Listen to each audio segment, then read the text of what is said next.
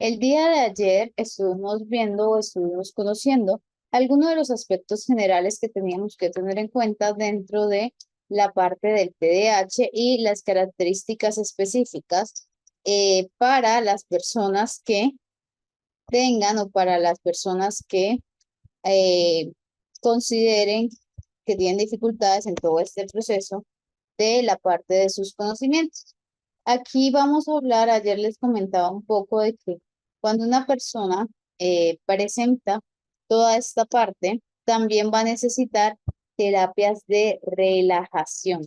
Va a necesitar aprender a controlar todos esos niveles impulsivos que les pueden llegar a estar afectando, que les pueden llegar a causar un malestar significativo, ya que al aliviar esta tensión, pues para la persona va a ser mucho más sencillo sobrellevar esto.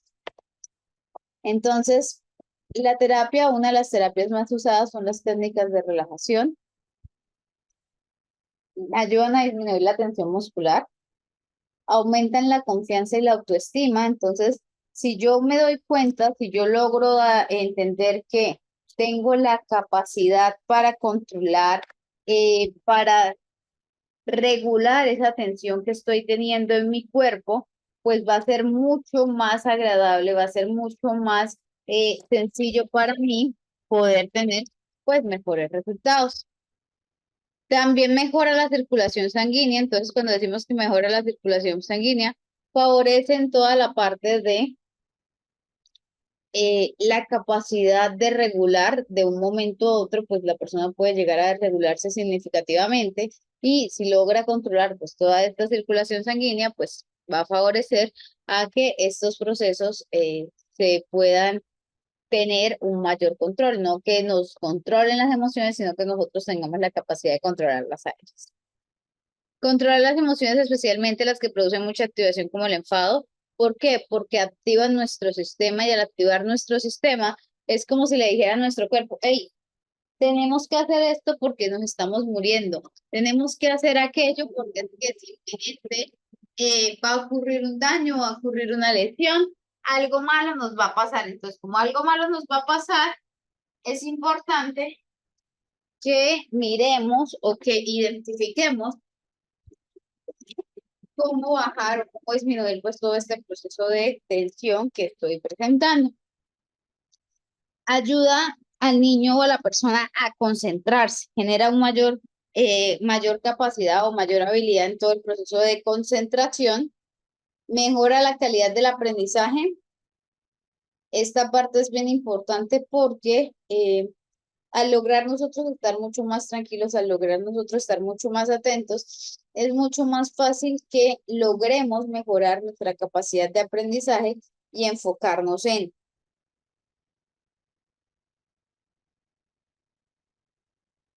También observamos que reduce la ansiedad y mejora la calidad del sueño. Entonces, al mejorar la calidad del sueño, pues la persona puede descansar mejor y se puede sentir mucho más, digamos, reforzada en la realización de estas actividades. Entonces, siempre tenemos que mirar o tenemos que reforzar la parte en la que la persona nos muestra o la parte en la que la persona empieza a ver este nivel de activación y cómo poquito a poco, pues la idea es irlo disminuyendo. También mejoramos la calidad del sueño, ¿no? Vamos a ver primero esto, las técnicas de relajación por edades. Este lo enfoqué o lo encaminé principalmente hacia los niños, de acuerdo a las edades, qué técnicas de relajación nos podría llegar a resultar convenientes para pues todo este proceso.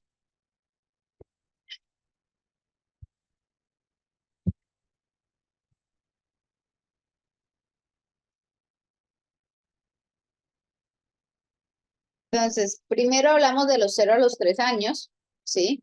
Tenemos el bote de la calma, que ayuda a implementar, este fue diseñado por María Montessori y trata de que cualquier persona con un elemento visual concentrarse en este y así después se agita para asemejar la rabia.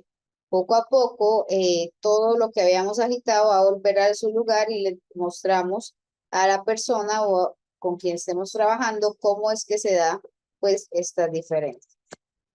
También tenemos los masajes que son muy importantes, la música relajante, de los 3 a los 7 ya podemos trabajar el ejercicio de la hormiga. Entonces le preguntamos al niño, le pedimos al niño que piense, que imagine cómo se supone o cómo cree él que respira una hormiga. ¿Cuál sería la forma de la hormiga para respirar? ¿Cuál sería la forma de la hormiga para?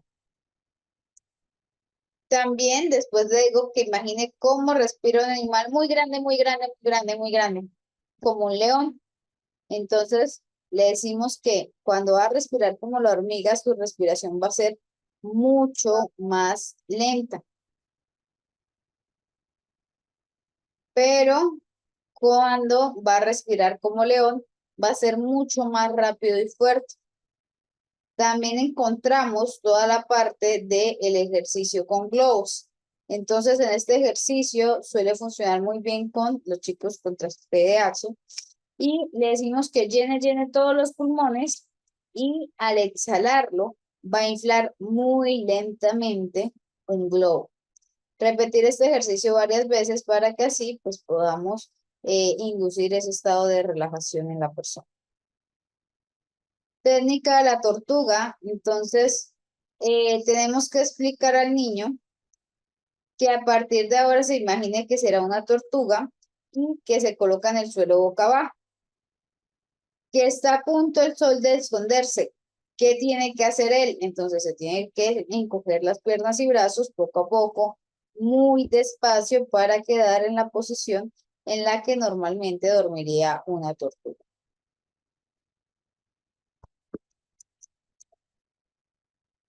Abrazar un peluche. De los 7 a los 12 ya encontramos que está la técnica de pintar mandalas, el robot y el muñeco de trapo, entonces le decimos que cómo actuaría o cómo se comportaría un robot y cómo se comportaría un muñeco de trapo, cuáles serían las diferencias significativas en relación a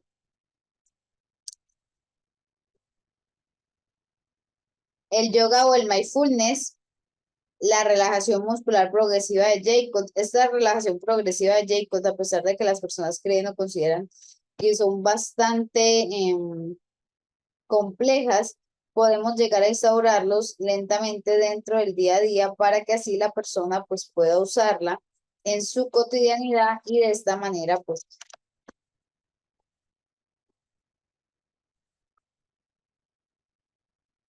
esto por edades. Entonces les envío para que tengan el link.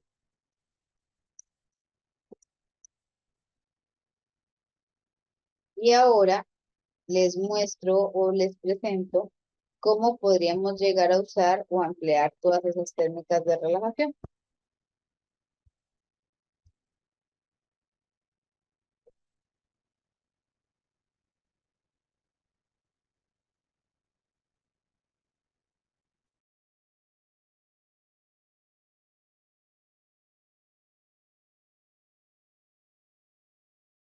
¿Qué pudieron experimentar, chicos?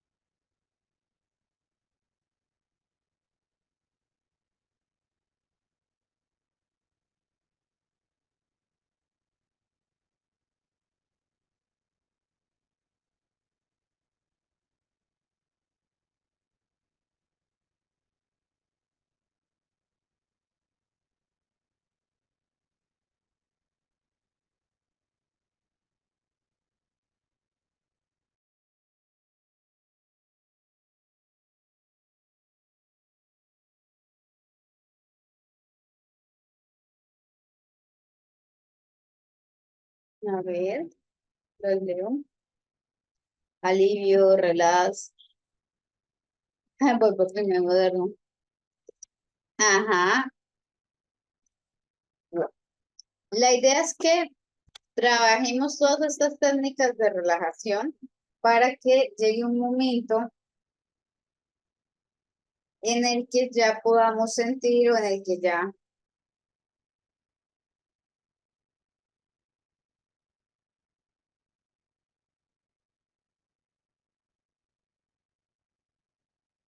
que ya podamos lograr instaurar todos estos ejercicios, todas estas técnicas de relajación de una manera mucho más generalizada.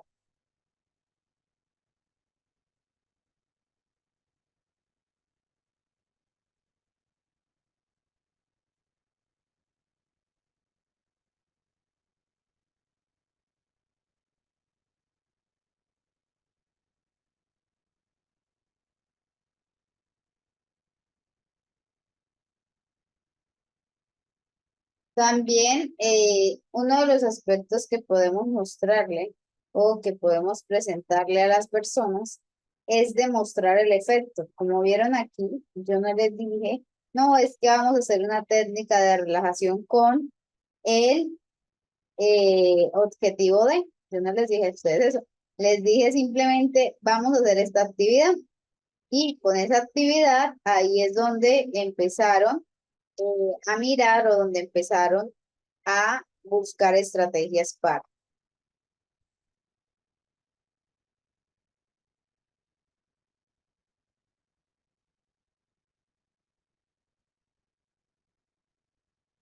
Entonces, ese demostrar el efecto pues tenía la característica o tenía la capacidad para que las personas empiecen a darse cuenta cómo se siente mediante esto, cómo se siente a través de las diferentes acciones. ¿Por qué? Porque necesitamos ver cuál le queda o cuál le resulta mucho más agradable, cuál le resulta mucho más apropiada, considerando o teniendo en cuenta de que el objetivo precisamente es que ellos vayan o que cada persona vaya escogiendo de acuerdo a pues sus capacidades.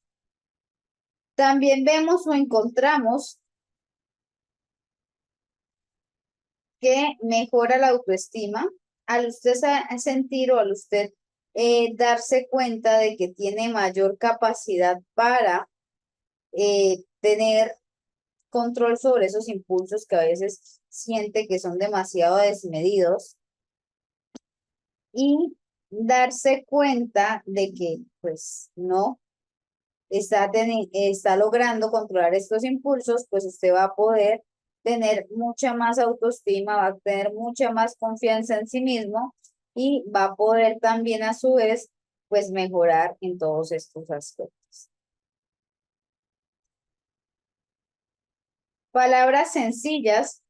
Entonces aquí ya hablamos de palabras sencillas, demostraciones de cuando se dan las instrucciones, no ponernos de pronto a hablarles de manera muy técnica, ¿sí? Sino más bien que sea desde la propia experiencia, eh, desde las dos, ¿cómo sería esto? Desde la experimentación de las diferentes actividades, ¿por qué no podemos hacer todo esto para que él vaya viendo y vaya demostrando pues ese efecto?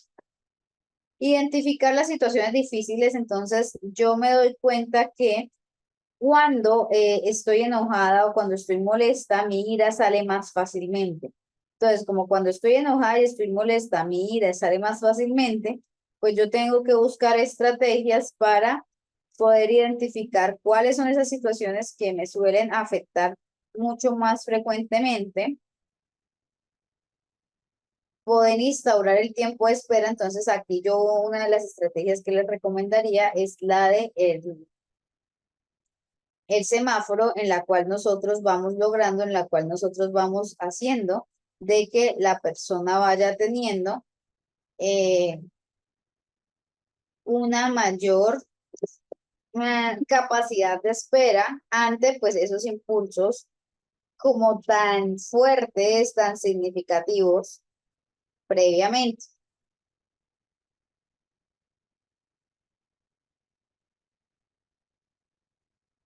Y disciplina. ¿Disciplina para qué?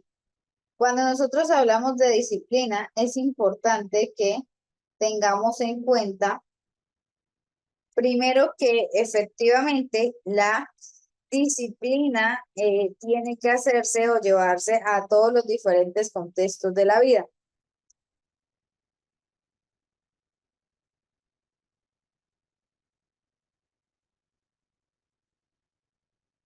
Entonces, esta disciplina va a buscar o va a tener como objetivo tratar de que las personas eh, puedan o generalicen pues todas estas costumbres que estábamos viendo previamente. Entre ellas, pues la que le comenté.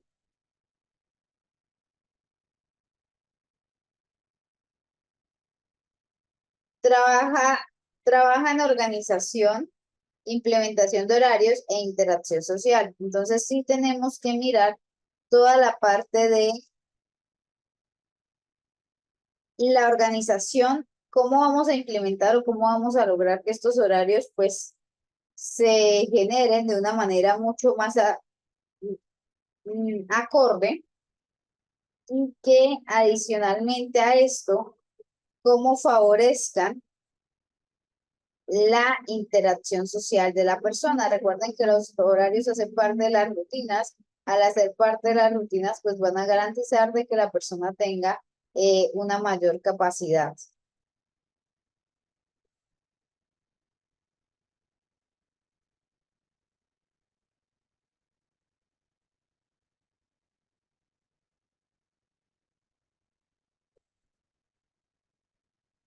Entonces, sí necesitamos tener en cuenta estos aspectos y ya sabemos para qué nos va a ayudar también.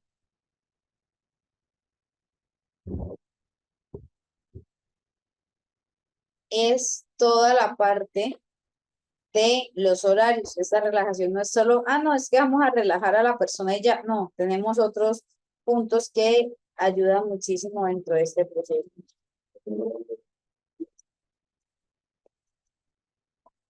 Hasta allí, claro, todo lo del TDAH, todas las características y los aspectos que vamos a tener en cuenta para, pues, abordar más fácilmente este diagnóstico dentro de los del neurodesarrollo.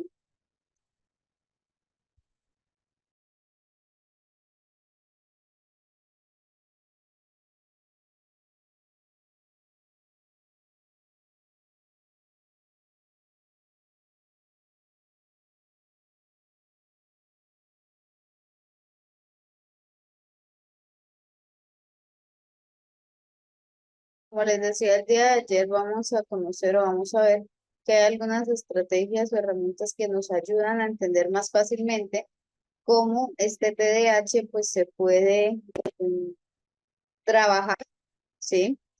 Y cómo le podemos hablar a las personas que no conocen acerca de este diagnóstico.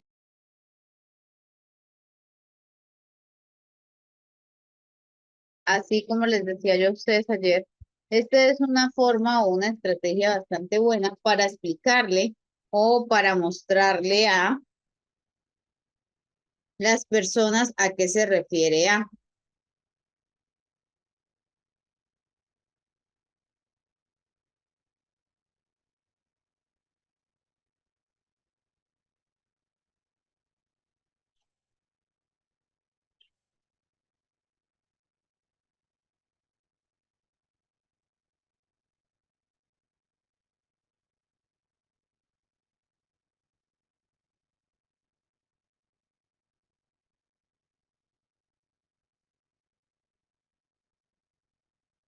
¿A qué edad es frecuente que se diagnostique un niño? Generalmente para tener un buen diagnóstico de TDAH nosotros hablamos de que aproximadamente a los 7 años.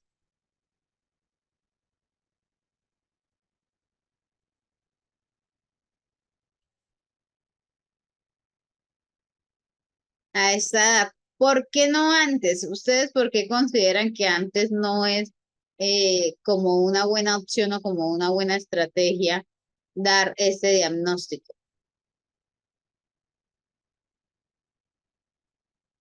¿Qué piensan que es realmente la causa de por qué no se da antes esto?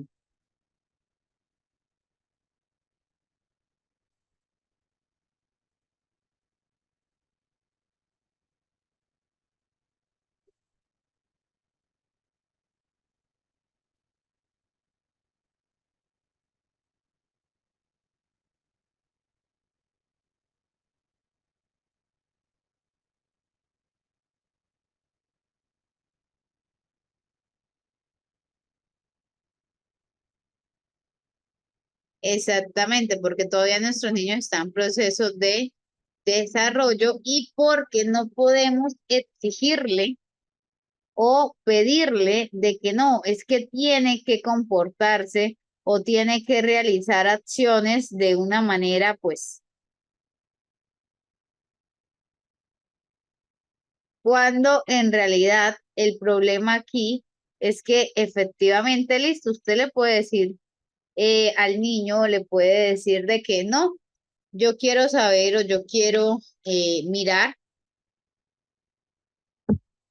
cuáles son esos comportamientos y actitudes, pero si observamos o si vemos de que pues, un niño en estas edades todavía no ha logrado desarrollarse adecuadamente y va a tener muchas más dificultades y al tener muchas más dificultades, pues va a necesitar eh, un apoyo y se puede dar un diagnóstico antes de tiempo porque todavía no ha tenido la capacidad de regulación adecuada.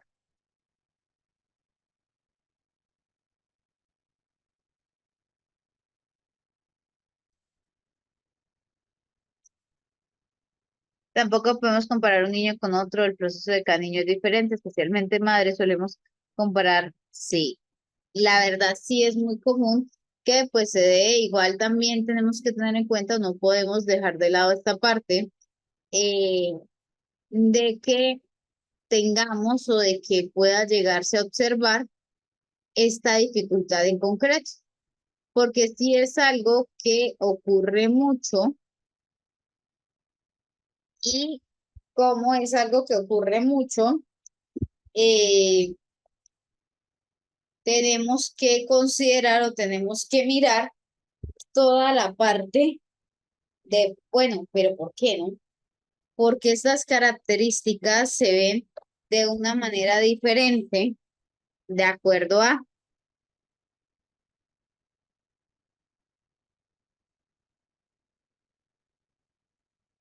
entonces cada niño pues tiene ciertos aspectos a considerar y estos aspectos pues pueden ser bastante frecuentes.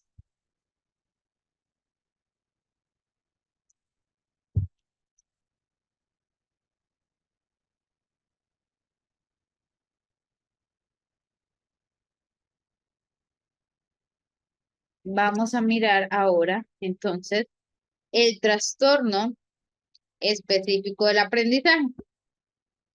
Cuando hablamos de el trastorno específico del aprendizaje, tenemos que tener en cuenta de que hace relación a cómo el cerebro capta la información, la procesa de una forma anormal, impidiendo que la persona aprenda una habilidad o la use adecuadamente. Entonces, las personas con trastorno del aprendizaje en general suelen tener una inteligencia promedio o por encima del promedio. Cuando tenemos una persona con un trastorno específico del aprendizaje, recuerden, puede tener una inteligencia promedio por encima del promedio, lo que quiere decir de que no necesariamente vamos a tener una persona que tenga o que posea dificultades a nivel cognitivo que le impidan pues todo este proceso. También vemos que como resultado hay una brecha entre las habilidades esperadas basadas en la edad, la inteligencia y el rendimiento escolar. Entonces, considerando esto, vamos a mirar o vamos a establecer de que esta brecha entre esas habilidades esperadas no necesariamente hace de que la persona pues tenga o presente ciertas dificultades, sino que va a afectar un área en concreto, no todas, importantísimo. Si yo afecto un área en concreto, pues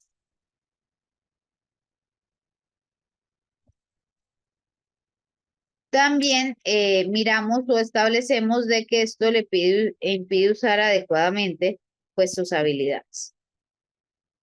¿Cuáles son cómo se diría esto? Los criterios diagnósticos para nosotros poder hablar acerca de un trastorno específico del aprendizaje.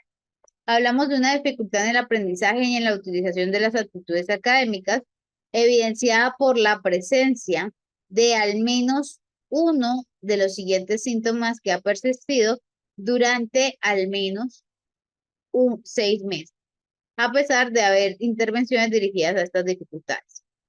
Entonces, decimos que hay una dificultad en el aprendizaje y en la utilización de estas actitudes y que adicionalmente a esto, también encontramos de que haya estos síntomas que hayan persistido a pesar de que la persona haya intentado hacer diferentes intervenciones para esto.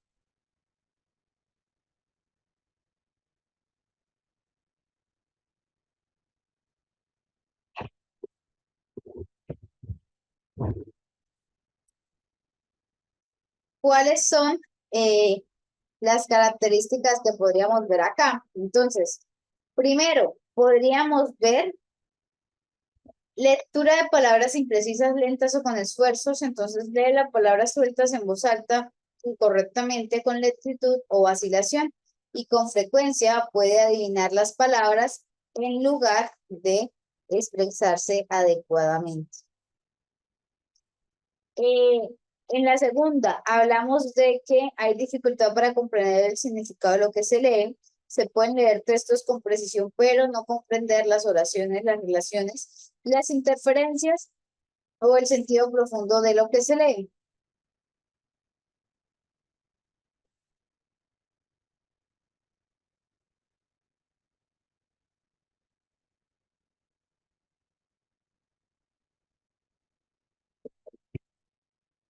Entonces, aquí ya, primero, lectura de palabras imprecisas, dificultad para comprender el significado, dificultades ortográficas, añadir, sustituir, omitir vocales, consonantes y demás. Dificultades en la expresión escrita, hacer múltiples errores gramaticales de puntuación en una oración, organizar mal un párrafo, la expresión escrita de ideas suele no ser clara. También vemos dificultades para dominar el sentido numérico, los, los datos de números o los cálculos.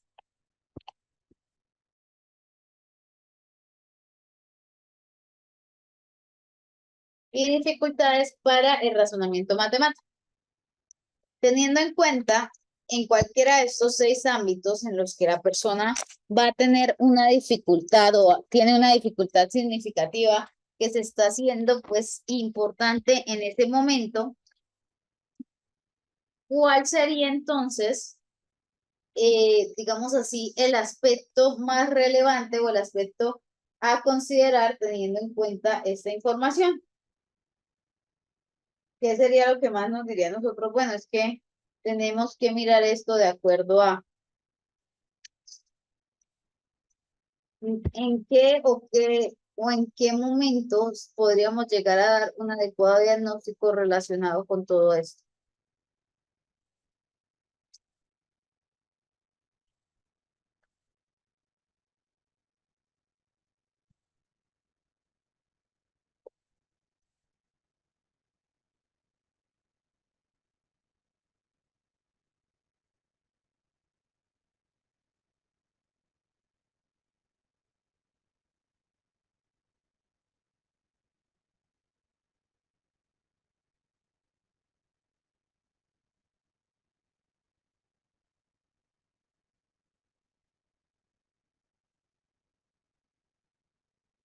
¿En qué momento todos estos, digamos, dificultades podrían llegar a salir a la luz?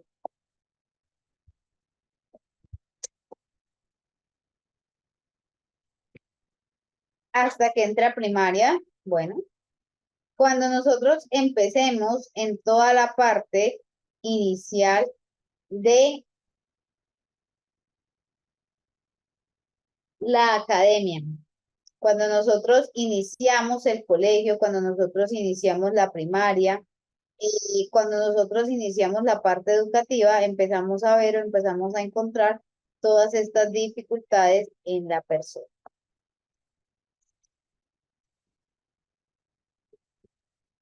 Entonces, todas estas dificultades van a ser mucho más presentes cuando ya empezamos o cuando intentamos mostrar la parte académica de.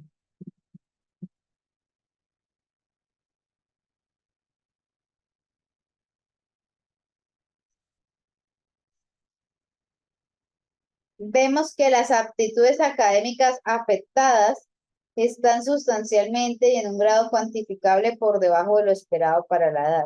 Esta parte es bien importante porque esto va a estar muy por debajo de lo esperado para la edad de la persona.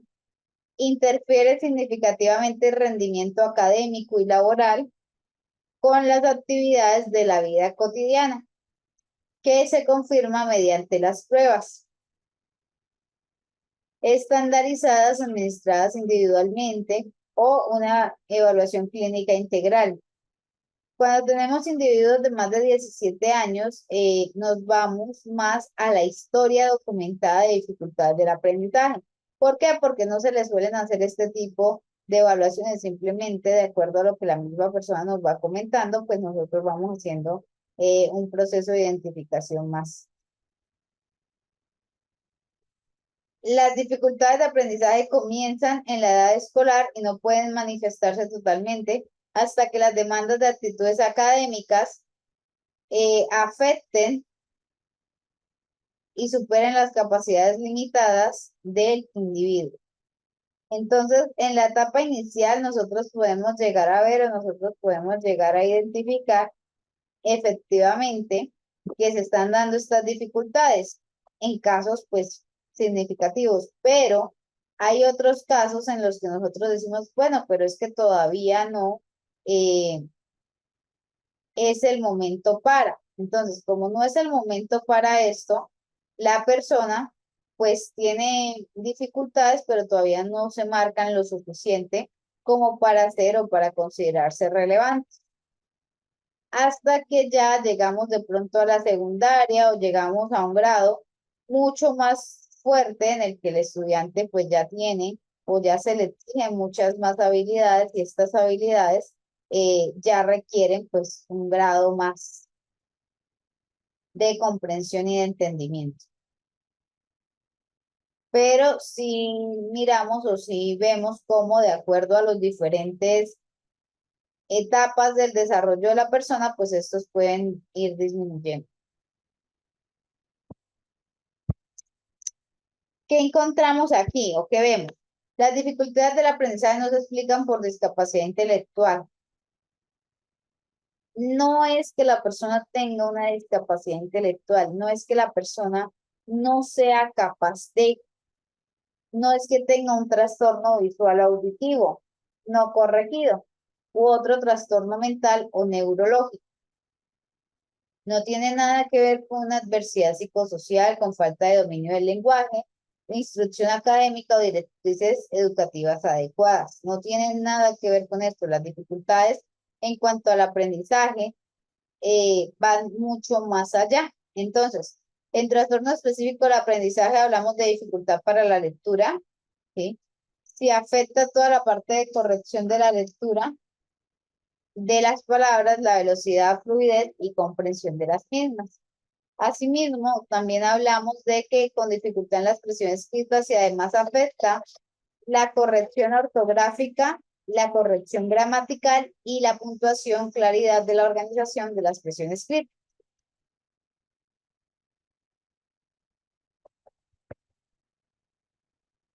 O con dificultad matemática, si afecta el sentido numérico, memorización, operaciones aritméticas, cálculo correcto y fluido. Estos son los tres específicos que se reconocen y estos tres, digamos que todas las dificultades ortográficas, numéricas, lecturas y demás van a estar incluidas dentro de. ¿Por qué? Porque esto es lo que se incluye, esto es lo que se tiene en cuenta y estos son los que se van a observar pues en este momento. Entonces, son los tres criterios. Vamos a ver cómo se ven. No se pueden dominar las habilidades de lectura, escritura, ortografía, matemática de acuerdo a a la edad, el grado esperado o cerca de ellos. Claro, cuando usted está en etapa inicial, se espera que usted al menos llegue a cierto punto de comprensión o de entendimiento de las diferentes materias. Pero si usted no llega a ese punto o a ese nivel de comprensión o entendimiento de la parte de la lectura o de la escritura, pues decimos como, ok, pues este niño no está en lo esperado. También decimos de dificultades para entender y seguir instrucciones, tener problemas para recordar lo que alguien acaba de decir, tener falta de coordinación,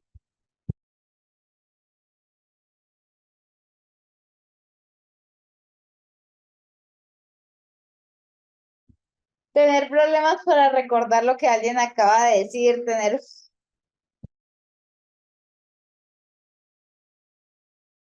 falta de coordinación al caminar, practicar deportes o hacer las cosas con músculos pequeños. Esta parte también la vamos a ver porque esta falta de coordinación puede llegar a afectar significativamente las habilidades de la persona.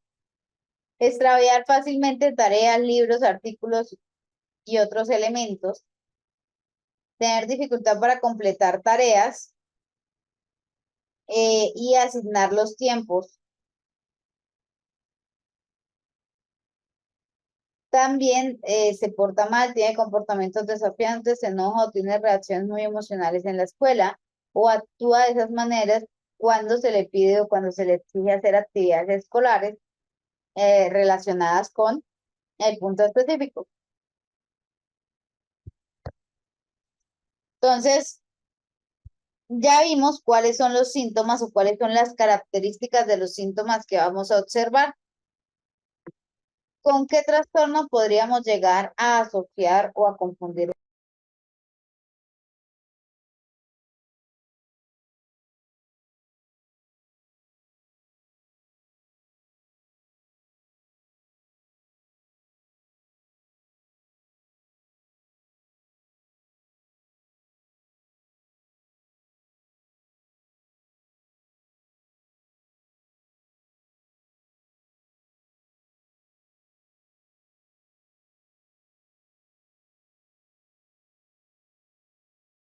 Fácilmente podríamos llegar a confundir este trastorno con un TDAH, ¿sí?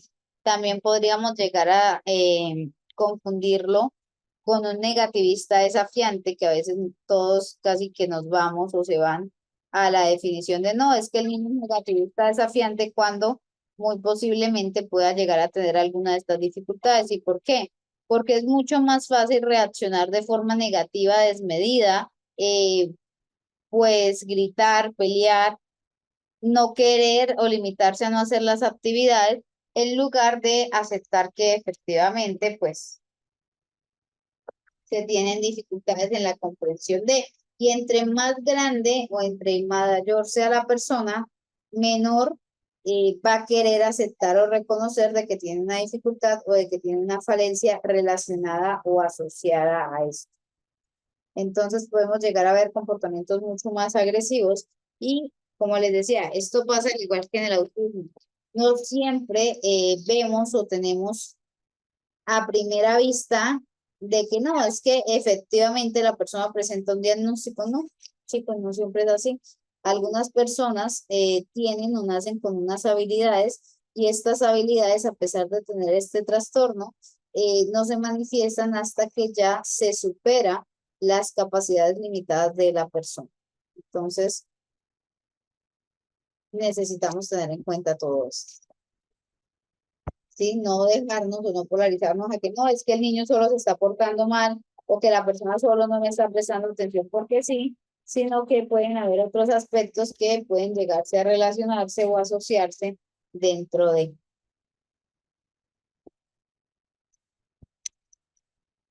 Causas, generalmente tenemos los antecedentes familiares. Dentro de los antecedentes familiares,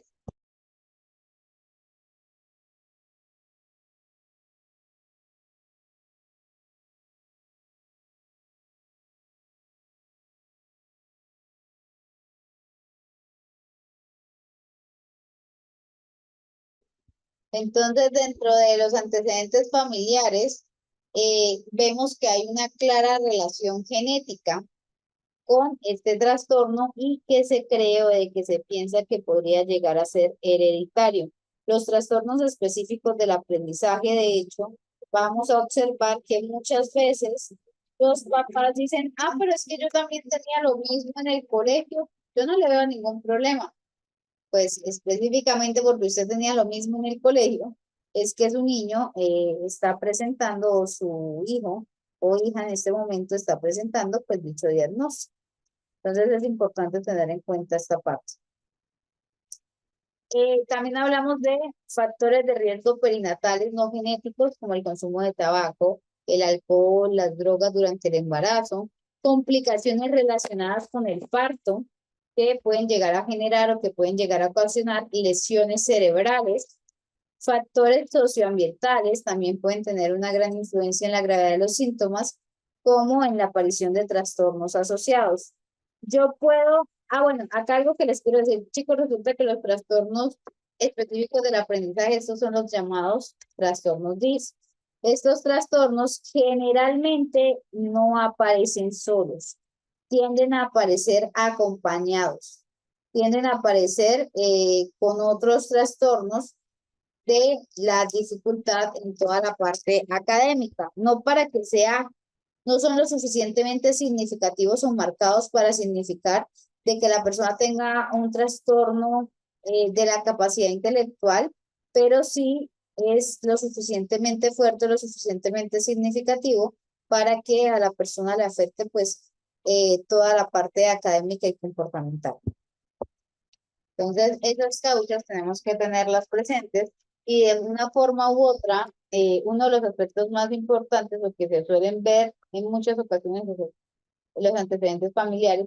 La parte de los riesgos perinatales casi que es inherente a todo esto, pero los antecedentes familiares contribuyen. Para poder hacer una evaluación de estos, tenemos que centrarnos en algo. Primero, evaluación de inteligencia, ¿sí? Ustedes escucharon cuando yo les dije al comienzo que una persona con este trastorno tenía una inteligencia promedio o incluso por encima del promedio.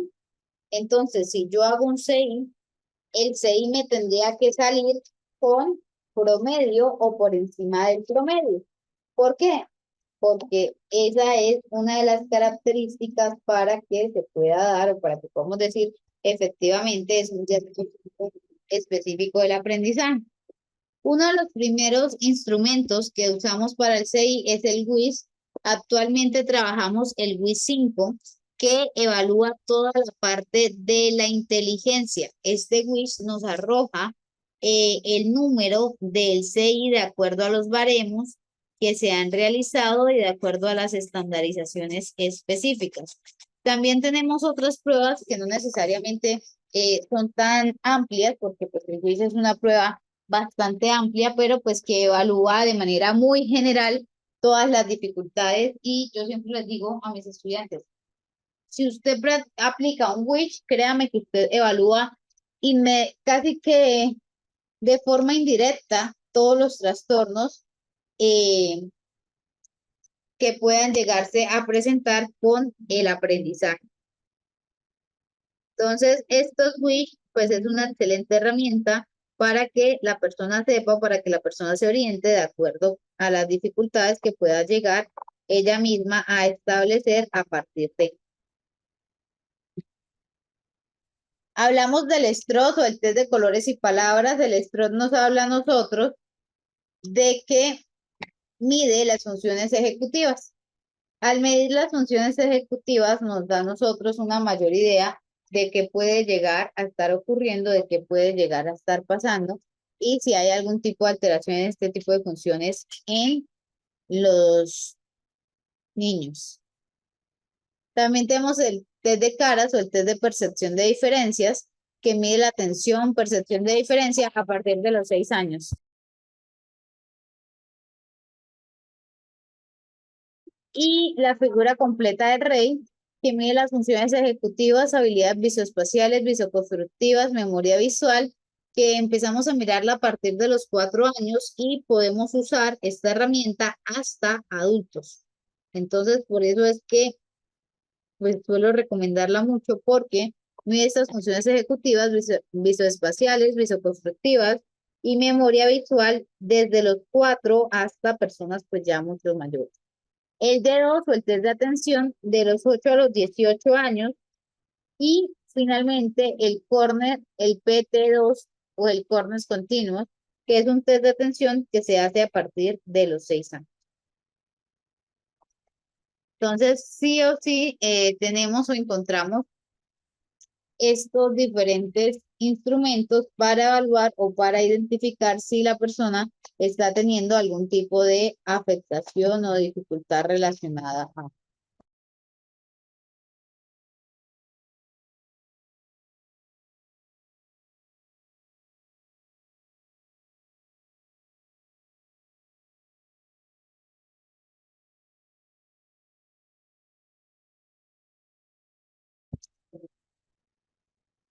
Esto en cuanto a la parte de la inteligencia.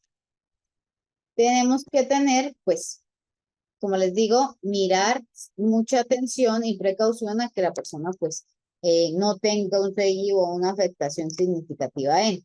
A nivel psicoeducativo tenemos el TALE, que es el test de análisis de lectura y escritura.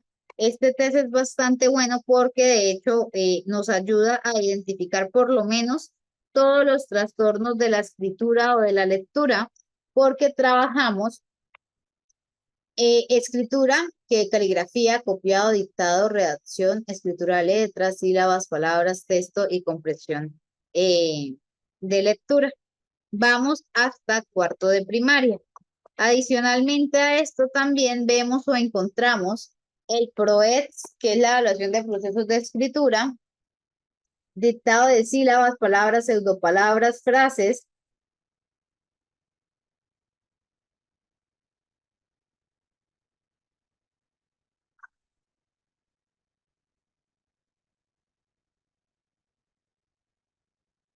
y el PROCET-R, que son los procesos lectores de la primaria, identificación de letras, nombres y sonidos, diferencia de palabras, pseudopalabras, procesos léxicos, semánticos y sintácticos para la primaria.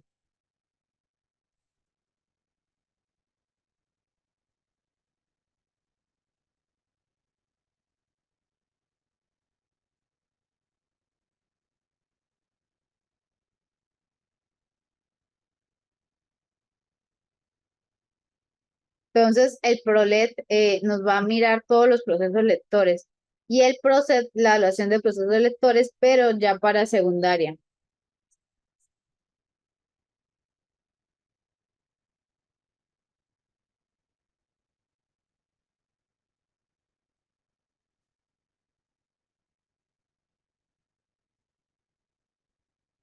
Emparejamiento de dibujo, oración, comprensión de textos, escritura del texto, lectura de palabras, pseudopalabras, signos de puntuación para primaria y secundaria. Entonces, todo esto de lección, de omisiones, ¿cómo se diría esto? De sustracciones, de adicciones, pues harían parte de.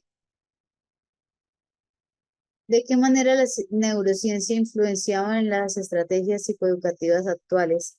De hecho, si te has dado cuenta, se han implementado múltiples opciones y se han realizado formas en las que se da pues el aprendizaje aumentativo, y este aprendizaje aumentativo o aprendizaje inmersivo garantiza o genera en la persona mayores facilidades para comprender pues todo esto.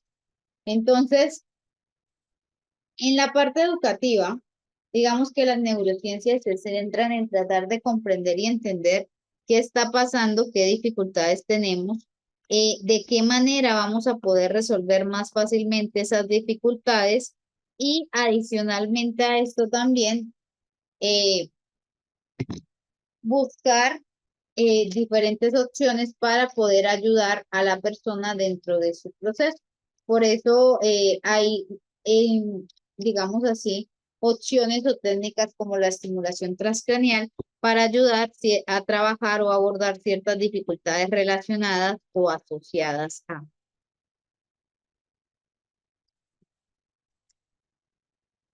¿Dónde se pueden conseguir estos instrumentos? Eh, el TALE, ¿sí?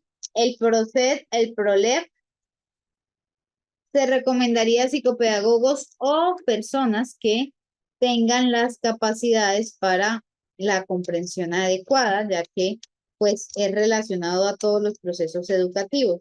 Adicionalmente, en esto sí podría usarlo un docente. El TALE como tal, yo te lo puedo suministrar, yo lo tengo. El PROETS y el PROLET no hacen parte de mi repertorio.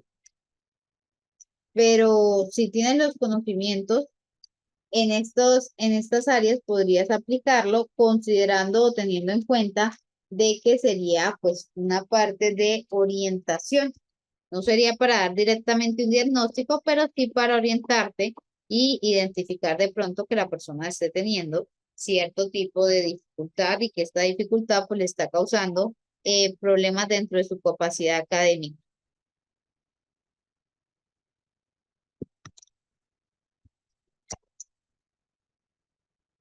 Listo, claro que sí.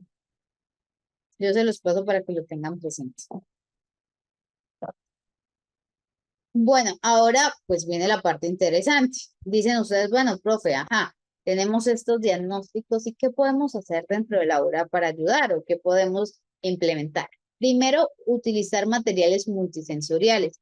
Necesitamos implementar materiales que abarquen o que traten de emplear todos los sentidos de las personas o de la persona que lo está usando. ¿Por qué? Porque entre más sentidos se implican dentro del proceso de aprendizaje, mucho más significativo va a estar esto. También, pues, se espera que te participe el sonido. Materiales de lectura adaptados, en caso tal, vamos a tener que incluir libros con letras grandes, con textos con espacio, porque no sé si se han dado cuenta que algunas personas cuando escriben suelen pegar mucho las frases, entonces esta es una palabra y esta es otra, y en lugar de guardar esta distancia que es la normal, yo cojo o cojo y casi que las amontono y no se identifica bien qué frase es qué frase. Entonces, también mirar, pues esto, mantener o ver toda la parte de las líneas y textos con ilustraciones si tenemos personas que se tienden a confundir con palabras homófonas.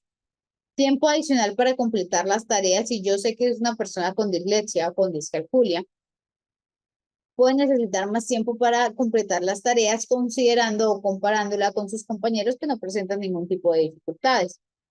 Promover un ambiente de aprendizaje positivo y acogedor, que no se sientan frustrados. Sí, el proceso de aprendizaje es complejo, sí, se le dificulta, sí, tiene falencias, sí, tiene dificultades, pero no hacer o no favorecer todo este proceso de frustración, sino ayudar o tratar de que se sientan menos ansiosos con todo lo relacionado a estas dificultades del aprendizaje. No decirle, ah, es que usted sí definitivamente no aprende, es que mire que es más bruto que, ¿sí?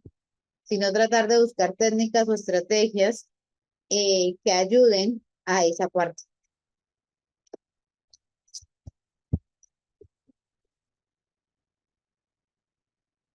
Entonces, esas son algunas de las adaptaciones que como profesores, como educadores, chicos, ahorita les paso la información, ¿vale?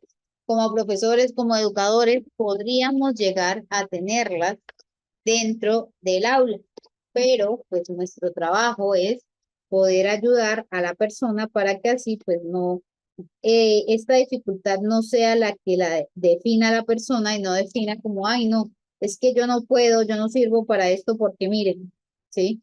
Si yo sirviera para esto no tendría tantas dificultades. También hablamos de la disgrafia o trastorno específico del aprendizaje con la especificación de dificultad en la expresión escrita. Chicos, esto va a ser un poquito estigmatizante, pero creo que todos lo hemos visto o lo hemos escuchado en algún momento. Lean esta imagen que está aquí y a qué se les asocia o a qué se les parece, qué pueden identificar en ese listado.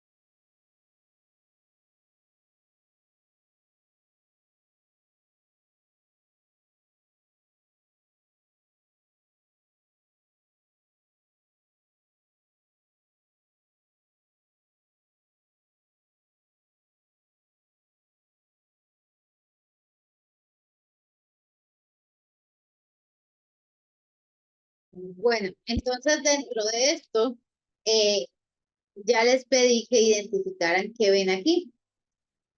Mezcla de tipo de letras, las pega, otra usa mayúsculas, minúsculas, indiscriminadamente, errores ortográficos, mal uso de mayúsculas y minúsculas, murciélago siembra la tela de la araña con sus alas, no describe con no distingue con la C, ni la S, minúsculas, mayúsculas,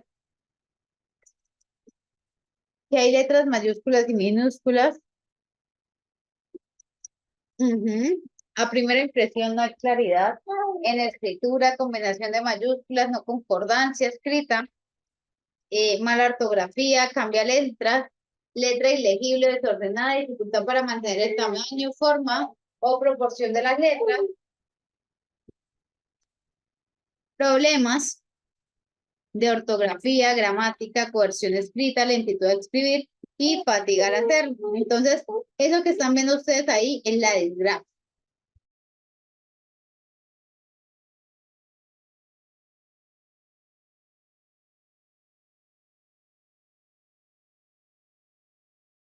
En disgrafia vemos o encontramos muchas dificultades bastante significativas dentro de la escritura de la persona y suele verse demasiado en toda la parte de la expresión escrita. Aquí que vemos.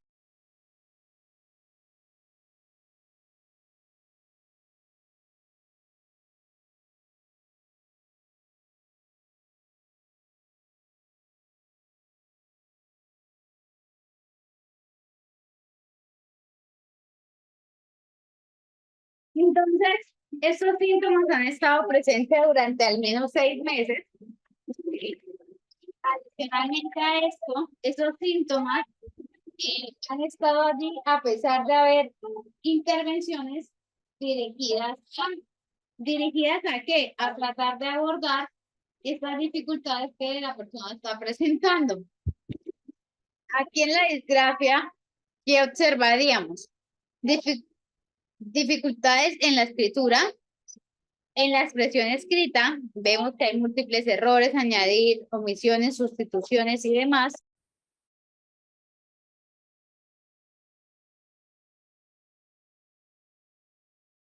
Y la forma de organizar el párrafo, pues las ideas suelen no ser claras. todo esto está por debajo de lo esperado para las capacidades, la edad cronológica que interfiere con el rendimiento académico, laboral y de la vida cotidiana de las personas.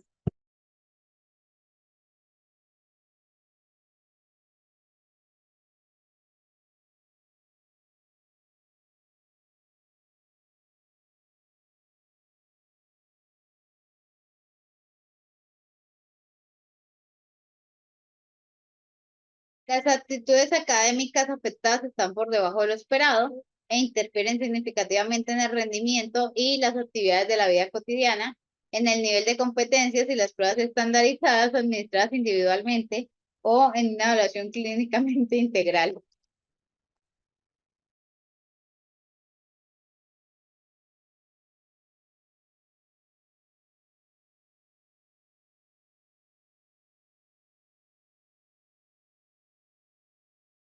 Las dificultades de aprendizaje comienzan en la edad escolar y no pueden manifestarse totalmente hasta que las demandas de las actitudes académicas superan las capacidades limitadas del individuo. Tener en cuenta o destacar de que efectivamente las actitudes están muy por encima de las capacidades que la persona tiene. Entonces le estamos pidiendo algo, pero la persona pues aún no es capaz o tiene muchas más dificultades relacionadas. También vemos que no se explica mejor por una discapacidad intelectual, trastornos visuales o auditivos no corregidos. Hablamos de diferentes tipos de disgrafia. La primera disgrafia de la que vamos a hablar o de la que vamos a conocer es la disgrafia disléxica. En la disgrafia disléxica decimos que la escritura espontánea es ilegible y la escritura copiada es buena, pero la ortografía pues es donde tiene dificultades. Entonces, a pesar de que la persona, esto es importante, a pesar de que la persona esté viendo, esté copiando el dictado o lo que se le está pidiendo, la persona va a tener dificultades. ¿Por qué? Porque claro, es buena, pero aún así va a presentar o va a generar en la persona eh, mala ortografía. Hay un punto importante en esta escritura disléxica y es que a pesar de que, bueno, listo, las letras me están quedando bien y demás, pero la ortografía me queda mal cuando yo veo el movimiento a la hora de escribir es normal, es el adecuado, es el esperado. Mientras que en la motora ya miramos que hay déficits en las habilidades motoras, poca destreza, tono muscular deficiente, torpeza motora. ¿Se acuerdan ustedes cuando encontramos o cuando hablamos de personas que tienen esta parte que no son capaces de escribir del todo bien?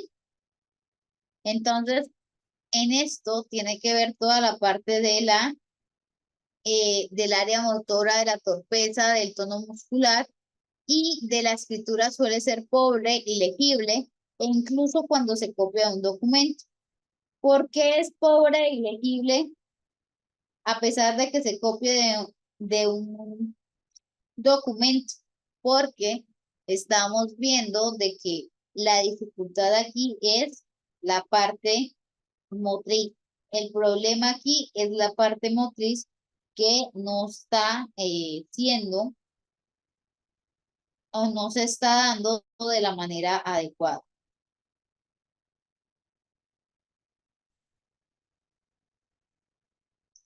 Finalmente, hablamos de la disgrafia espacial. Dificultad en la percepción del espacio, la escritura eh, y la copia son incomprensibles y la ortografía sí es normal.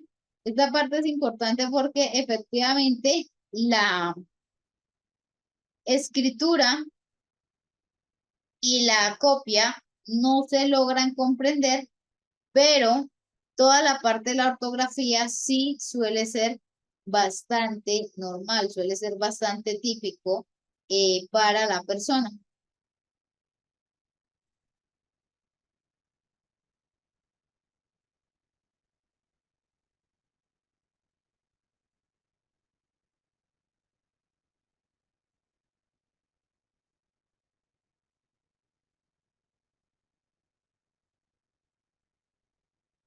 Estos son los tipos de disgrafia que podríamos llegar a ver en las personas que tienen pues esta dificultad. La práctica repetida de caligrafía ayuda o puede generar frustración, genera mayor frustración, ¿sí? Sí tenemos que practicar la caligrafía, sí tenemos que practicar todos estos ejercicios iniciales, pero tendiendo y comprendiendo de que la persona va a tener mayor frustración porque pues puede ser que quiera, que desee hacerlo adecuadamente y le va a costar muchísimo. Entonces, es importante mirar de que pues va a llevar a una frustración y de qué manera voy a ayudarle a abordar dicha frustración.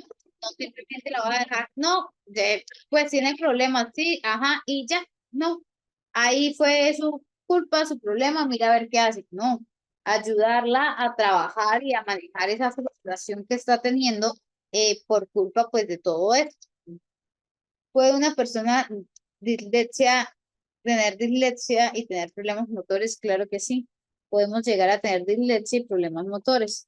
Yo les decía a ustedes ahorita antes de continuar, les comentaba de que la mayoría de trastornos DIS no se presentan de manera aislada, se suelen presentar de manera conjunta, de manera a la par los diferentes trastornos DIS que estamos teniendo o que estamos observando en las personas. Suelen presentarse de manera conjunta, de manera simultánea.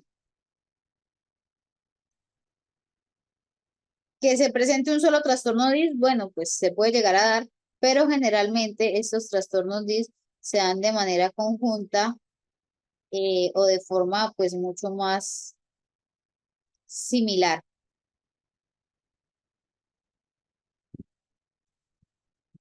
Entonces, esto entre los tipos de la disgrafia, aquí vamos a mirar otros aspectos importantes a tener en cuenta dentro de, y una es la dificultad visual espacial, problemas en la forma y el espacio entre las letras. ¿Se acuerdan que yo les decía a ustedes ahorita, estas personas que o amontonan mucho las letras o por el contrario las espacian mucho, las hacen muy... Entonces, esto sería o se relacionaría a la parte visoespacial.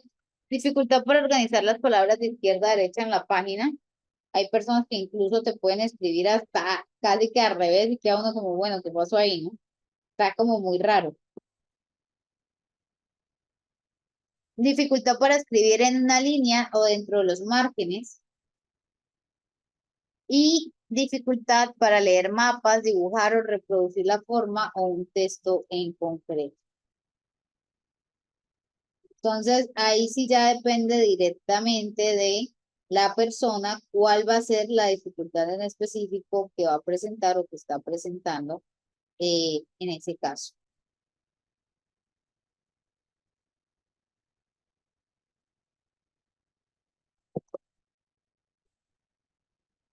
En las dificultades motoras podemos ver problemas para sostener el lápiz correctamente. Estos niños que a pesar de que les ponemos el mejor a letras, no logramos o no generamos una mejor escritura. También vemos incapacidad para usar adecuadamente las tijeras, problemas para colorear dentro de los márgenes, colocar la muñeca, el cuerpo o sobre el papel. Entonces aquí, no sé si ustedes se han dado cuenta, esas personas que casi que se acuestan por completo sobre el papel y están súper, súper montados encima de... ¿Por qué? Porque está relacionado o está asociado precisamente a esa dificultad motora y qué tanto le cuesta a la persona ser capaz de.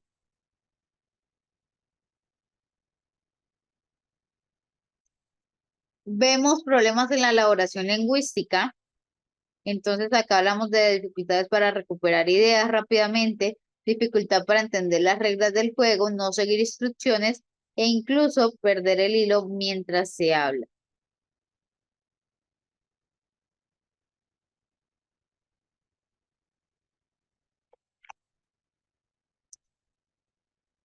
Hablamos de problemas en la ortografía, problemas en la escritura, dificultad para entender las reglas de ortografía, distinguir si una palabra está mal, hablar correctamente con o sin errores ortográficos por escrito,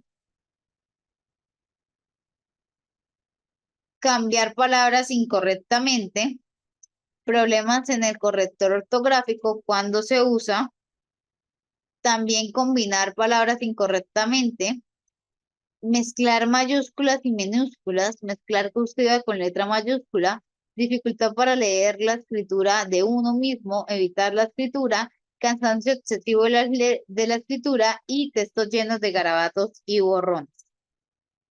Entonces, esto es lo que vamos a ver o lo que vamos a encontrar en las personas que tienen o que presentan esta dificultad, problemas principalmente en toda la parte escrita. Vemos gramática y puntuación incorrecta, usan demasiadas comas, mezclar los tiempos verbales, las oraciones no las comienzan en mayúscula, no se escriben oraciones completas y a menudo se suelen usar listas puntuales para evitar los conectores. Esto es una de las características de las personas que presentan este trastorno. Organización de la escritura, dificultad para contar la historia o comenzar desde la mitad de la historia, omitir hechos o detalles importantes,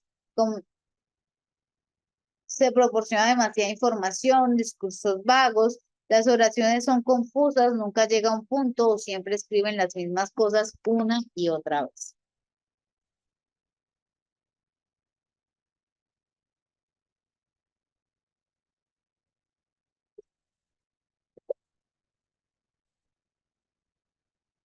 Aquí vemos que dentro de las estrategias que podríamos plantear para la persona con disgrafia está ejercicios para soltar la mano, como les comentaba anteriormente.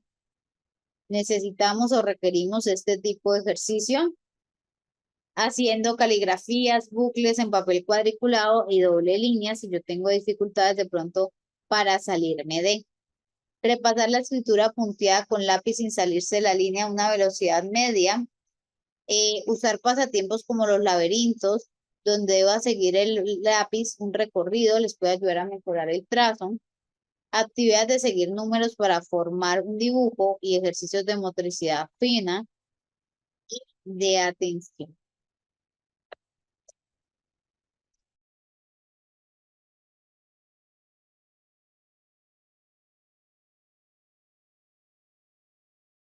Vamos a mirar un poquito de la desgracia.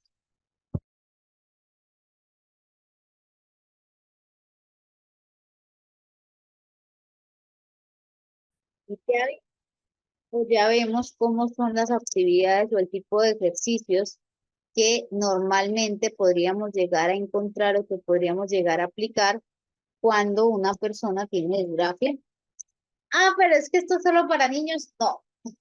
De hecho, un estudiante me decía, yo creo que tengo disgrafia, pero pues yo ya soy adulto, ¿cómo me voy a poner a hacer esto? Bueno, pues practique laberintos, haga crucigramas, haga completar con números, pero igual hágalo porque al final, digamos que si usted no hace ninguna de estas actividades, no va a mejorar. Entonces, es importante que tenga presente que a pesar de que usted sea adulto, funciona y le va a ayudar a tener pues un mejor desempeño en esta parte, considerando o teniendo en cuenta pues toda esa información. Entonces, mucha precaución allí. No creamos de pronto que por ser adultos no podríamos usar o emplear este tipo de estrategias, ya que dependiendo del nivel de dificultad, pues nosotros podemos, incluso un adulto podría llegar a implementar estrategias como el tejer, como alguna de estas, para que así pues pueda lograr o genere mejores resultados en la persona. Les voy a mandar o les voy a dejar el link para que lo tengan. Ah, bueno, creo que ya se los envié, para que lo tengan dentro de su material. Entonces, esto es cuando tenemos disgrafia.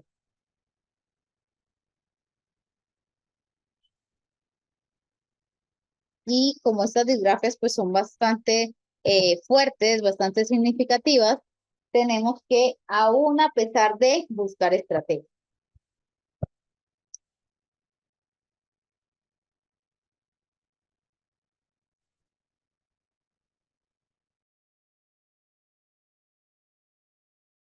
Resulta que también tenemos la dislexia. Cuando hablamos de la dislexia, es un trastorno que consiste en una dificultad en la lectura. En la dislexia, nuestro problema va a estar especialmente enfocado o encaminado hacia toda la parte de la lectura. ¿Cuál es el problema aquí con la lectura? El problema con la lectura en este momento en concreto va a ser inconvenientes para identificar los sonidos del habla, aprender a relacionarlo con las letras y las palabras. Todo el proceso de decodificación es el que va a estar alterado durante la dislexia. Entonces, aquí ya no es la escritura, sino la lectura, la que va a estar principalmente afectada en todo este proceso. En la dislexia hablaríamos de que me trago en las palabras a la hora de leer. Ujú. ¿Por qué? Porque es parte de la lectura. Entonces, acá seguimos diciendo que presenta al menos uno de los siguientes síntomas que ha persistido durante al menos 6 meses y a pesar de intervenciones dirigidas a, yo tengo esto, pero pues a mí me hicieron una intervención y se me pasó. Muy posiblemente habían confundido y no era dislexia lo que usted tenía. ¿Por qué? Porque la dislexia sí mejora, pero pues no de manera, digamos así, tan rápida de que ya no tengo ningún problema, ya no me cuesta, porque incluso la persona puede llegar a tener sus habilidades a mejorar significativamente, pero no es que vaya a quedar 100 de 100 de que no tenga o de que parezca que nunca hubiera tenido esa dificultad en concreto.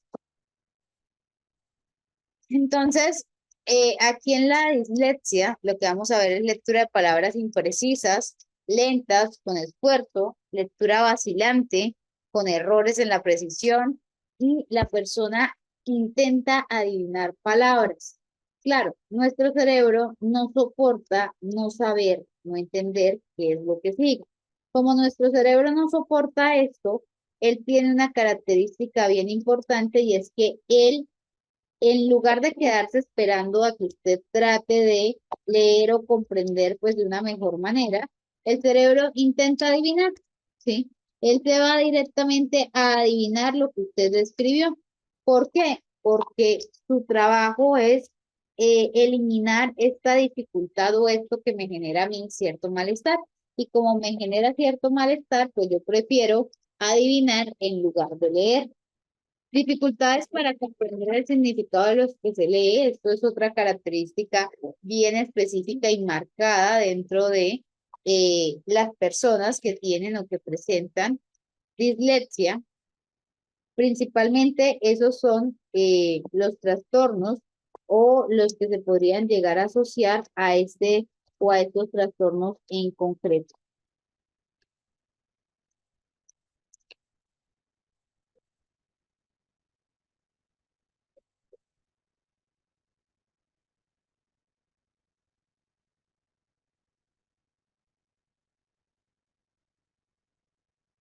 Las actitudes o habilidades académicas afectadas eh,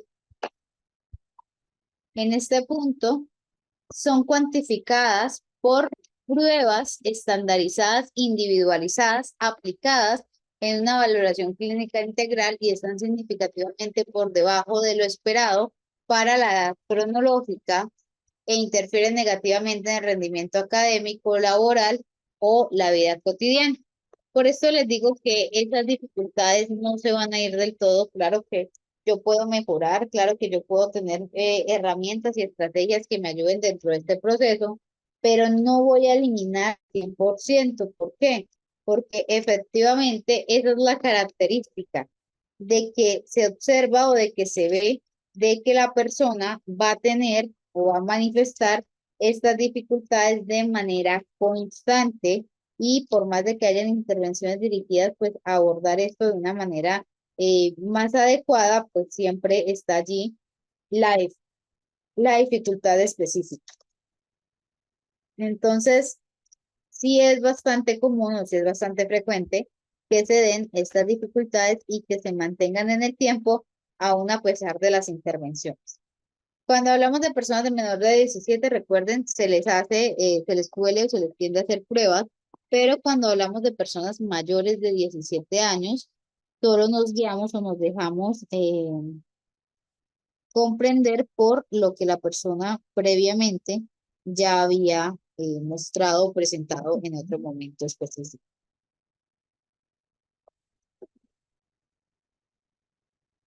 Y las dificultades del aprendizaje nos explican mejor por otras causas, deficiencias intelectuales, cuando hablamos de que el coeficiente de la persona es menor a 70 puntos.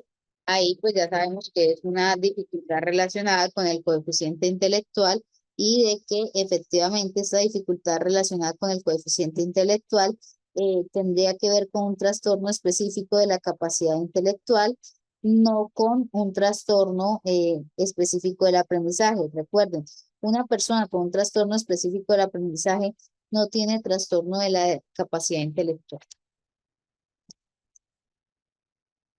Y puede no llegar a manifestarse, no es culpa de que no se haya corregido visualmente a la persona o al niño en momentos previos. En el nivel leve que observamos, se presentan algunas dificultades relacionadas a las actitudes del aprendizaje en una o dos áreas académicas, pero que son suficientemente leves como para compensarlas con los apoyos adecuados. Y cuando le aplican adaptaciones dentro del ámbito escolar. Entonces,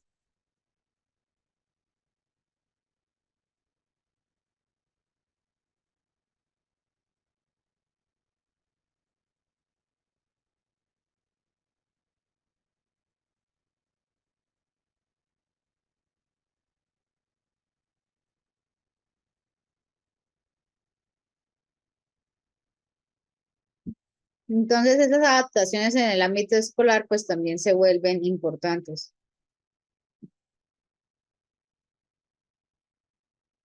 A nivel moderado, hablamos de que presenta dificultades notables en las actitudes de aprendizaje en una o más áreas académicas, pero tienen pocas probabilidades de llegar a ser competentes en el ámbito académico si no tienen apoyos intensivos o adaptaciones durante toda la edad escolar. Entonces, importantísimo tener en cuenta que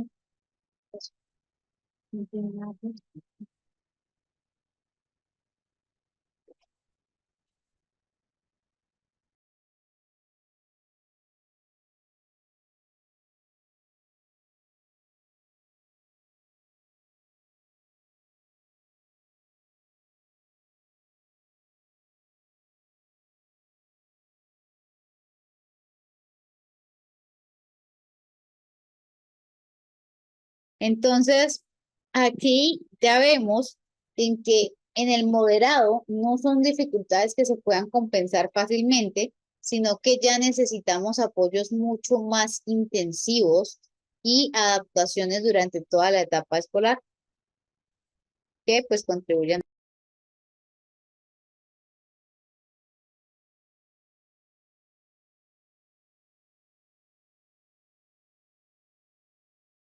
Ahí ya necesitamos sí o sí adaptaciones. Aquí ya hablamos de que, bueno, acá en Colombia eso se llama el PEI, y se tiene que ir adaptando de acuerdo a las necesidades específicas de la persona. Entonces, sí es importante o sí sería necesario comprender o entender cuáles serían las dificultades en concreto que el niño o la persona pues está presentando en ese momento específico y ya desde las adaptaciones lo podemos ir ayudando. En el nivel grave, hablamos de que el niño en este momento específico, ya las dificultades en las actitudes del aprendizaje afectan varias áreas académicas, haciendo que tenga pocas posibilidades de desarrollar estas actitudes sin la enseñanza constante, específica, individualizada e intensa durante toda la edad escolar. Además, necesitaría adaptaciones curriculares, servicio de apoyo en casa o escuela o trabajo para que el individuo puede no ser capaz de realizar con eficiencia algunas actividades. Entonces, chicos, acá hay una parte importante o significativa y es que en el nivel grave ya estaríamos hablando de qué.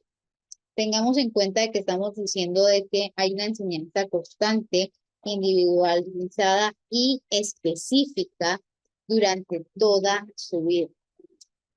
Adaptaciones curriculares y servicios de apoyo en casa, en escuela o trabajo. ¿A qué estaríamos asociando ya esta dificultad o esta característica, considerando que no necesariamente es un trastorno de la capacidad intelectual de la persona? Porque recuerden que no estamos hablando de un trastorno de la capacidad intelectual de la persona. ¿A qué se nos podría asociar ya esto?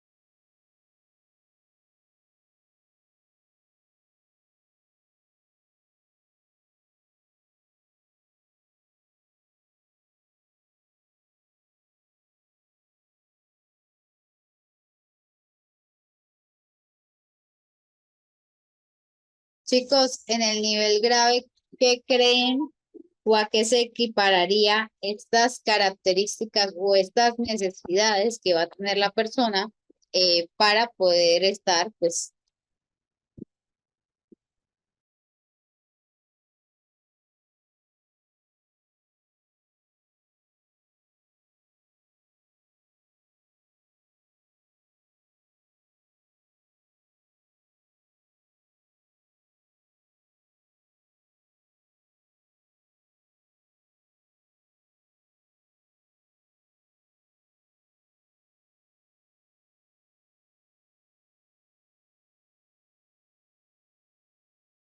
a ver, chicos, podría estar asociado a niveles de TEA. Podríamos asociarlo, sí, con ciertos niveles específicos de TEA. Podría afectarlo significativamente a la persona, sí, pero más allá de esto también significa de que la persona va a requerir apoyo, de que la persona va a requerir que alguien esté constantemente ayudando dentro de, incluso se habla o se tienen algunas herramientas o estrategias para abordar cuando las personas tienen dislexia severa y en la mayoría de casos se habla de lectores digitales, como cuando usted lee o pone un audiolibro que se va leyendo solo. Bueno, tal cual así sería lo mismo que ocurriría en esta situación, solo que en esta situación no se va a leer un libro, sino todas las acciones del día a día de la persona. Y cuando tenga una actividad que sea de lectura además, pues allí la persona va a requerir este apoyo, por lo cual va a necesitar algo mucho más constante. Entonces, tendríamos que enfocarnos o considerando esta dificultad y como les digo que a pesar de las intervenciones podemos mejorar, pero digamos que no vamos a eliminar por completo las falencias que se están presentando. Entonces lo que podríamos hacer es implementar estrategias que ayuden o que fortalezcan en este proceso a la persona y que tenga capacidad de escucharse, de verse, de poder entender lo que se le está presentando de manera escrita.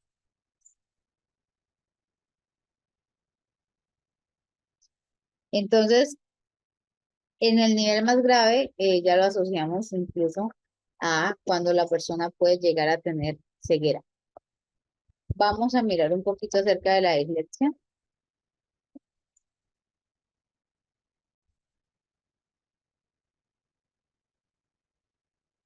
Ahora vamos a mirar cuáles son las causas de la dislexia. Yo les decía, les explicaba a ustedes anteriormente cuando hablamos de los trastornos DIS, de que uno de los componentes más constantes que solemos ver dentro de los trastornos DIS es la carga hereditaria. Entonces, uno de los primeros factores en esta parte de la dislexia es precisamente el factor hereditario que se relaciona con ciertos genes que suelen afectar la manera en la que el cerebro procesa la lectura y el lenguaje.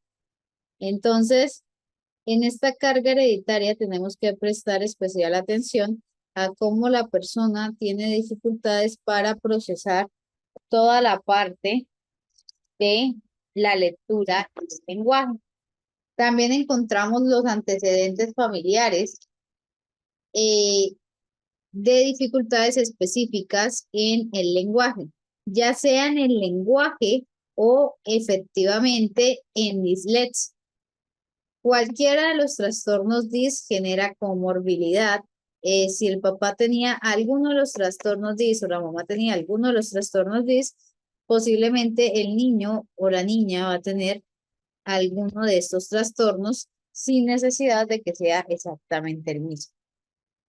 También hablamos de el nacimiento prematuro. Recordemos que durante los 3 últimos meses de gestación es donde se hacen los procesos mucho más complejos a nivel cerebral. Entonces, si en estos últimos meses de gestación la persona tiene muchas dificultades, la persona no alcanza, o tenemos un niño que es muy prematuro, que es un prematuro extremo, estos niños pues van a tener mayores dificultades en todo este proceso porque previamente no alcanzaron a desarrollarse adecuadamente al interior de el bajo peso al nacer. ¿Sí? Generalmente se asocia o se relaciona a la dificultad de la persona para poder desarrollarse adecuadamente porque se cree o se piensa que no tiene la cantidad de nutrientes suficientes para ello. Exposición a nicotina, bebidas alcohólicas y drogas durante el periodo del embarazo, pues todo lo que pueda afectar la permeabilidad de la membrana estaría incluido dentro de. También hablamos de las infecciones durante el embarazo que pueden afectar o que afectan significativamente el desarrollo cerebral del feto durante el proceso de gestación. Adicionalmente, hablamos de las diferencias individuales. Resulta que nuestro cerebro, cada uno de nosotros tiene estructuras diferentes y cualquier tipo de alteración o distorsión dentro de esta estructura puede llevar o puede llegar a generar dificultades específicas relacionadas a, como en este caso. Entonces, sí es importante mirar o conocer cuáles son estas dificultades para permitirnos estar mucho más alerta a lo que pues está sucediendo o a lo que pueda llegar a estar pasando en la persona. Entonces, dentro de las causas,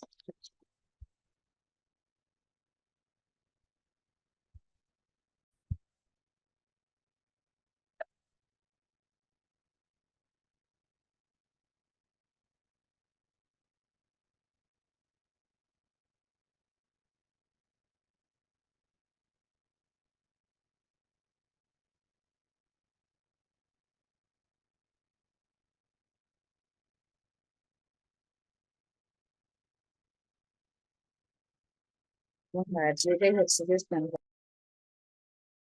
visto.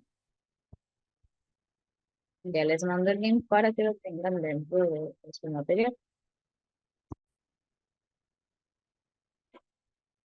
como les decía anteriormente, en esto tenemos que adaptarlo y modificarlo de acuerdo a las necesidades específicas de la persona a la edad. Recuerden que a pesar de tener este trastorno, no necesariamente tenemos dificultades relacionadas a. Entonces, sí es importante o sí es necesario considerar pues este punto en concreto. Vamos a mirar, bueno, y también los trastornos específicos del aprendizaje se pueden afectar una o varias áreas del aprendizaje sin necesidad de que sea global en la persona. Entonces, ahora vamos a conocer la discalculia o la mal llamada dislexia de los números. Resulta que, al igual que en la dislexia, también en la discalculia tenemos dificultades específicas del aprendizaje que suelen afectar la capacidad de un niño para comprender, aprender y realizar operaciones basadas en números o en operaciones matemáticas. Entonces, importantísimo tener en cuenta este aspecto. Adicionalmente a esto, vemos que dentro de los síntomas específicos de la discalculia está la dificultad para reconocer los números. Este es un problema que vemos bastante frecuente en las personas o en los niños que presentan discalculia. Una dificultad para conocer adecuadamente los números a la hora de usarlos, emplearlos dentro de eh, una operación o dentro de algún tipo de realización numérica. Tardarse más en aprender a contar, esto es bastante común, bastante frecuente, de que una persona con discalculia antes de empezar toda la parte académica pueda llegar a tardarse más, mientras que un niño que no presenta este tipo de alteraciones ya llega pues con esta parte avanzada. Tener dificultades para conectar el símbolo numérico con la palabra correspondiente. Este aspecto es bien importante porque nos habla de que a pesar de que yo no tengo de pronto directamente una dificultad en la parte escrita, sí me cuesta un poco cuando se relaciona o cuando se asocia a la parte numérica, cuando se asocia a todos estos números que podrían llegar a estar eh, presentándose de manera diferente. Tener dificultad para reconocer patrones y poner las cosas en el orden. Entonces, normalmente nosotros decimos como, bueno, es que hay patrones que se suelen encontrar dentro del día a día, dentro de las diferentes actividades, pero una persona con disgrafia, discalculia, tiene muchas dificultades para ello, no es capaz de, le cuesta mucho porque para ella está muy por encima de las capacidades limitadas que pueda llegar a estar teniendo. Perder el hilo mientras cuenta, entonces va contando y de la nada, como que bueno, ¿cuál era el que iba aquí, no? Ahora, ¿cuál es el que sigue? Ahora, ¿cuál es el que? Entonces, importantísimo tener en cuenta esto. También hablamos de que necesitan apoyos visuales como los dedos para ayudarse a contar. Claramente aquí yo no estaría contando a un niño de que está en su etapa inicial, porque los niños en etapa inicial suelen realizar este tipo de apoyos, este tipo de ayudas como formas o como estrategias para poder contar de una forma mucho más adecuada. Pero ya estamos hablando de personas un poco mayores, por lo cual no tendrían la necesidad de realizar este tipo de acciones. Necesita apoyos visuales que le ayuden a contar dentro de.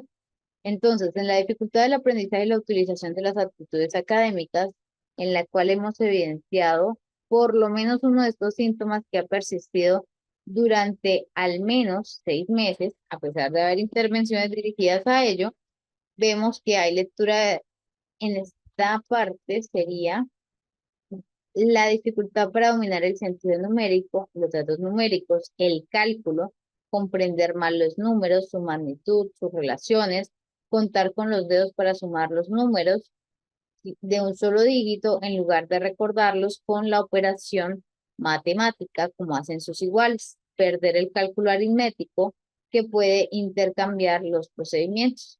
También vemos dificultades en el razonamiento matemático, tienen gran dificultad para aplicar los conceptos, hechos u operaciones para resolver los problemas cuantitativos. Entonces, todos los problemas que sean de índole o de corte cuantitativo, la persona que tiene la discalculia pues va a tener muchas más dificultades para poderlo resolver que una persona que no presenta este tipo de dificultades.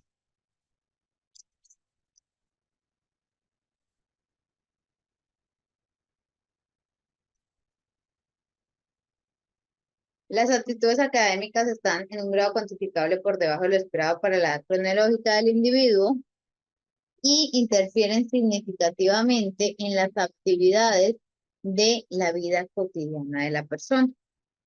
Asimismo, esto se puede confirmar mediante pruebas estandarizadas en dado caso de que pues, se quieran realizar, o si hablamos de personas mayores de 17 años, tendríamos que mirar el historial previo de dificultades relacionadas. También miramos que las dificultades de aprendizaje comienzan en la etapa escolar. Previamente podríamos llegar a tener algunos problemas en la parte numérica, pero hasta la etapa escolar donde ya realmente se nos confronta, se nos pone con las actividades, con la realización de, ahí es donde mis demandas del exterior pueden llegar a superar las limitadas capacidades que poseo. Y al superar las limitadas capacidades que poseo, pues voy a tener muchos más problemas para lograr generalizar un aprendizaje adecuado en toda la parte numérica. Las dificultades del aprendizaje nos explican mejor por una discapacidad intelectual, trastornos visuales o auditivos no corregidos u otros trastornos mentales o neurológicos. Asimismo, adversidad psicosocial, falta de dominio en el lenguaje, instrucción académica o directrices educativas inadecuadas. Han de cumplir al menos 4 criterios diagnósticos basándose en la síntesis clínica de la historia del individuo. Sí o sí, tenemos que mirar que tiene que haber una evaluación psicoeducativa de la persona para poder determinar o establecer si efectivamente estamos hablando de una discalculia. Recuerden que la discalculia también es llamada la dislexia de los números. Aquí quiero que tengamos presente algo bien importante. Un segundo, pues. Y es que, primero que nada, cuando hablamos de los diagnósticos que se van a dar, de acuerdo al DSM, nosotros no hablamos de discalculia, de disgrafia, de disortografía, de dislexia, sino que hablamos de dificultades en la escritura, ¿sí? La dislexia sí es reconocida como término homónimo a estas dificultades en la escritura que afectan la precisión de la lectura de palabras, la velocidad o fluidez de lectura, la comprensión de la lectura. La dislexia es un término alternativo utilizado para referirse a un patrón de dificultades del aprendizaje que se caracteriza por problemas en el reconocimiento de las palabras de forma precisa o fluida, o de leer mal o con poca capacidad de ortografía. Entonces, dentro de la dislexia estaríamos incluyendo la disgrafia y la disortografía a manera pues mucho más generalizada. También hablamos de con dificultad para la expresión escrita, entonces miramos toda la parte de la corrección ortográfica, de la corrección gramatical y de la puntuación, la claridad de organización y expresión escrita que la persona pueda llegar a estar teniendo. Y con dificultades matemáticas, la parte de toda relacionada al sentido de los números, memorizando las operaciones aritméticas, el cálculo correcto y fluido, el razonamiento matemático. La discalculia es un término alternativo que se utiliza para referirse a ese patrón específico de dificultades que vemos o que se caracterizan en el procesamiento de la información matemática. Con aprendizaje de operaciones aritméticas y un cálculo correcto y fluido.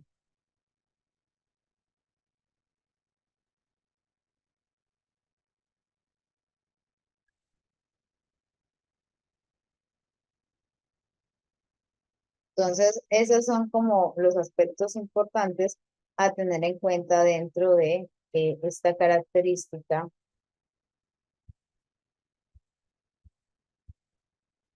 de la dislexia, de la descalculia, que también se llama pues la dislexia numérica. Es posible que un estudiante con discalculia logre un buen rendimiento en matemáticas con apoyo o siempre tendrá limitaciones significativas. Puede llegar a tener de pronto a ver cómo te explico. Puede llegar a tener, ¿sí? Un rendimiento promedio. Sí. En algunos casos puede llegar a buscar diferentes estrategias y alternativas para mejorar pues sus habilidades en este punto en concreto, pero pues generalmente sí vamos a ver o sí vamos a observar de que van a haber eh, dificultades relacionadas.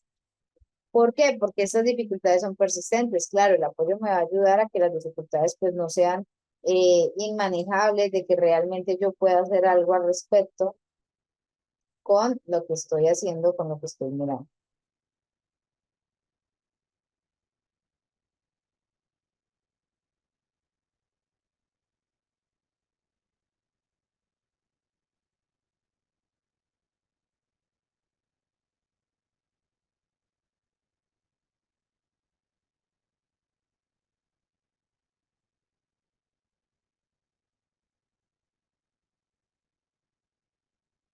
Chicos, dudas o preguntas relacionadas a...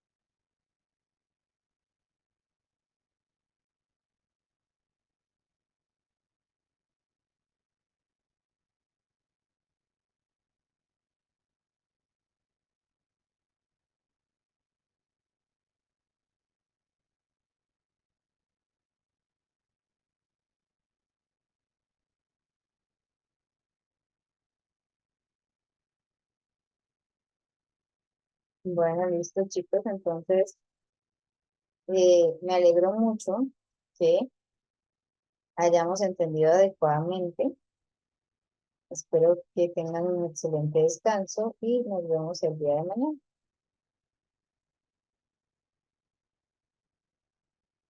Feliz noche. Ah, ok, tremendo. Tengo un niño con discalculia y disortografía. Tiene 11 años, le cuesta leer. Sílaba, silabario. Ok. Eh, si ya tiene 11 años y supongo que ha tenido la instrucción académica adecuada, podríamos hablar de que la disgrafia que este niño está teniendo es bastante fuerte, ¿sí? Ya estaríamos hablando de grave o de moderado, considerando la edad. Entonces, disortografía ya es bastante fuerte, entonces tendríamos que realizar un apoyo mucho más especializado y de ser necesario las adaptaciones pertinentes para ello. ¿Listo? Bueno, chicos, entonces feliz noche para todos.